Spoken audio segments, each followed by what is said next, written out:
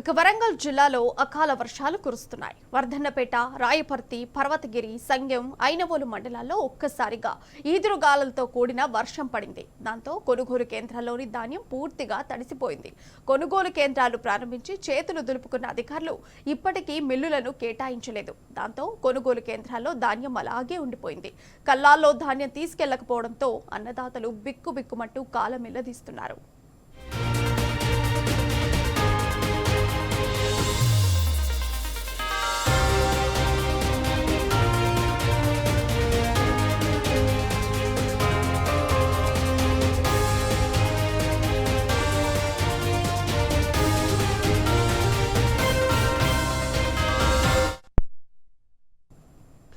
ఇక వరంగల్ జిల్లాలో అకాల వర్షాలు కురుస్తున్నాయి. వర్ధన్నపేట, రాయవర్తి, పర్వతగిరి, సంగం, ఐనవోలు మండలాల్లో ఒక్కసారిగా ఈదురుగాలతో కూడిన వర్షం పడింది. దాంతో కొనుగోలు కేంద్రాల్లో ధాన్యం అంతా తడిసిపోయింది. ఈ అంశానికి సంబంధించిన సమాచారం మా ప్రతినిధి రవికాంత్ ఫోన్ లైన్ ద్వారా అందిస్తారు. అయితే రవికాంత్, ఈ అంశానికి సంబంధించి పూర్తి డీటెయిల్స్ ఏంటి?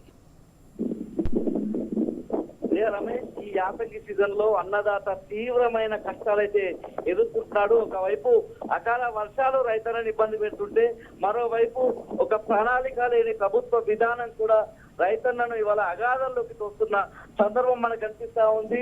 ఇవాళ ఉదయం నుంచి అంటే నిన్న సాయంత్రం తర్వాత నుంచే వాతావరణం అంతా కూడా ఉమ్మడి వరంగల్ జిల్లా వ్యాప్తంగా చల్లబడుతుంది. దాంతో పాటు అకాల వర్షాలు కూడా ఇవాళ ఉదయం నుంచి నమోదవుతున్న సందర్భం అయితే మనకు కనిపిస్తా ఉంది. ఎక్కడికక్కడ రైతాంగం తడిసిన ధాన్యాన్ని ఆరబోసుకునే ప్రయత్నం చేస్తా ఉన్నాడు. ముఖ్యంగా నెల రోజుల నుంచి ఏదైతే రైతాంగం అంతా కూడా క్షేత్రస్థాయిలో వీళ్ళంతా కూడా ధాన్యం ఆరబోసుకుని కొనుగోలు జరగక తీవ్రమైనటువంటి ఇబ్బందులు ఎదుర్కొంటున్న సందర్భం అయితే మనకు ముఖ్యంగా కనిపిస్తా ఉంది. మనం కూడా గ్రౌండ్ లెవెల్లో తిరుగుతా ఉంటే రైతాంగం అనేక సమస్యలు చెప్తా ఉన్నారు.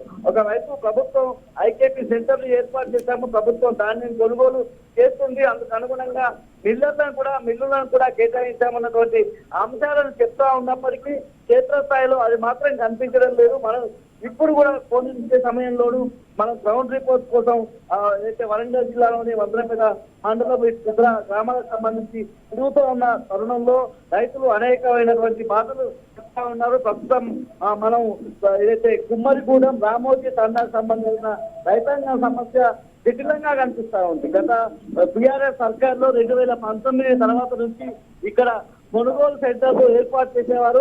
కానీ ఈ సంవత్సరం మాత్రం కనీసం కొనుగోలు సెంటర్ ఏర్పాటు చేయక ఇటు అధికారుల నుంచి ఒక స్పష్టత రాక ఇబ్బందులు పడతా ఉన్నాము. నెల రోజుల నుంచి ధాన్యం తడుస్తా ఉంది, ఆడుతా ఉంది, అయినప్పటికీ కొనుగోలు జరగడం లేదు.